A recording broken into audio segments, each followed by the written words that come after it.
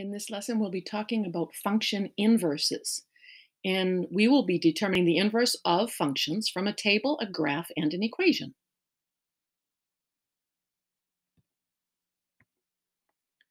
First thing we want you to do is write what comes to mind when you hear the word inverse, and you can go ahead and write your answer in that text box. Again, the subject of our lesson is function inverses, so we're wondering what thoughts you have when you hear about inverse. Okay, so here's the terminology slide, and we want you to type in these words. A relation is a set of ordered pairs. And this is background for you. You already know some of these words. A function is a relation in which each element in the domain is paired with exactly one element in the range. If R represents a relation, then the inverse relation is a set of ordered pairs obtained by reversing the coordinates in each ordered pair. So if x comma y is in relation R, then y comma x is in the inverse relation. The inverse of a relation may or may not be a function. If a relation and its inverse are both functions, then we say they are inverse functions. First thing we're going to do is look at finding the inverse of a relation from a table. And what we just said was we're basically switching what was the range becomes the domain. So the 2, 2, 4, and 5 that was here in the range now becomes your domain. So what was the output values become your input values. And what was your input of -1, 1, 2, and 3 become your output. So then we look, and in the first relation, R, that was a function because every input has exactly one output. However, the inverse is not a function because I have one member of my domain that has more than one output. Now, since both R and its inverse are not functions, we cannot say they are inverse functions. Instead, we simply say they are inverses. How about from a table and a graph? First thing I did was I took the numbers that were in relation R, -1, 6, and I graphed it using my pencil tool. And I happened to pick blue, and then I graphed 1, 3. I graphed 3, 0, and 5, -3.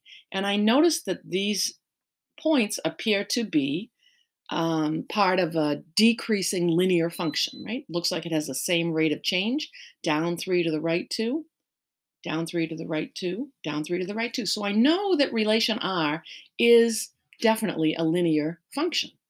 Now the inverse of R, I took what was my output, the 6, the 3, 0, and -3, and I'm going to write it as my new domain.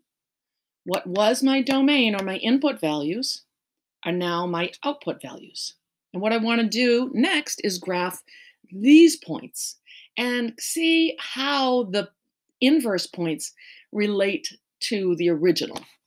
So I'll use my pencil tool, I'll use the dark blue, and size it, yep, good size, and I'll go 6, -1. There's my first point. And then 3, 1, 0, 3, and -3, 5. And I am noticing that these points also appear to be a decreasing linear function. I've gone down 2 to the right 3, down 2 to the right 3, down 2 to the right 3. So these are inverse functions. And what I'd like to notice next is there a relationship on the graph itself? So is there something about the light blue dots and the dark blue dots that, I don't know, some interesting comparison I can make? So I'm going to look at the next frame, and this hopefully will make things a little bit clearer. So we have a function, it's a quadratic function on the graph. And what I did was the x values were given.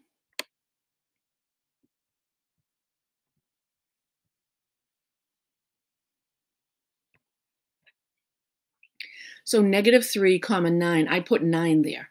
2 to the left, 4 up. I wrote 4 as my y value. And for x equals -1, it's 1, 0, 0, 1, 1, 2, 4, and 3, 9. So I just wrote in my y values. Now we're going to write the inverse of this function. So what was my y values become my x values. What was my x values now become my y values. And now I want to see what happens when I graph these points. And I think I'll use a pink pencil to do this. I want to graph -9, 9, -3, and 4, -2, 1, -1, 0, 0, 1, 1, 4, 2, and 9, 3. And then I can, because this was a continuous function, I can assume that the inverse function will also be continuous. So I'm going to size this pencil tool down and just connect these so it's kind of looking like almost like a sideways parabola.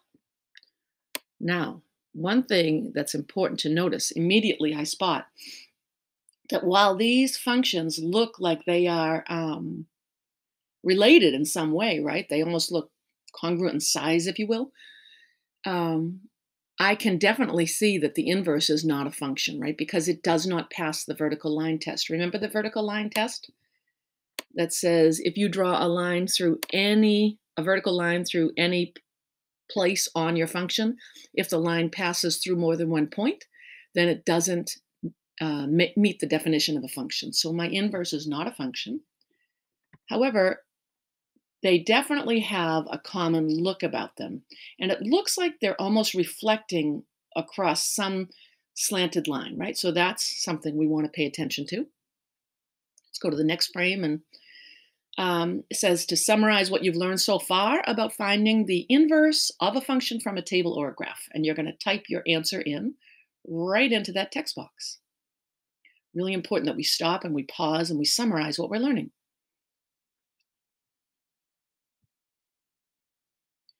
Okay, so now I want to graph the line y equals x. So the line y equals x means every y value and x value are the same. They're equal. So what I've done is I've taken my existing x values and I'm going to write them directly next to the x values as the y value. And now I'm going to graph this line using a pencil tool. And I'm going to graph -2, -2, -1, -1, 0, 0, 1, 1, 2, 2, etc. Now, if I had fractions, it would make sense to do like 3.5, 3.5. So therefore, we can connect these dots with a straight line.